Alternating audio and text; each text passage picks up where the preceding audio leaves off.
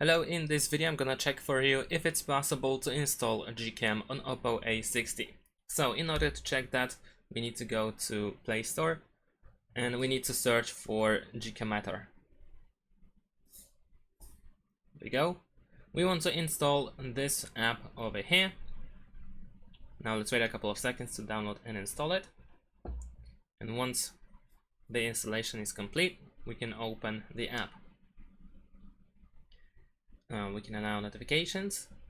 We can read that the camera to API module is enabled on this device. However, we can also read that the GCam for this device is not found. The device has not been tested yet, and we need to either wait, no one knows how long of course, until the GCam is added, or we can press request in order to let the creator of the app know that the device is not supported yet.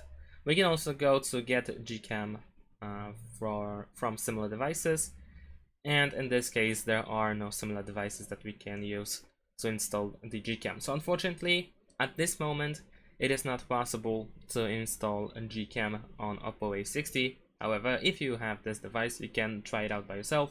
Just download the app and check for yourself if it's at this point possible to install it. And that's it. Thanks for watching. Leave a like and subscribe to my channel, and see you in my next videos. Bye.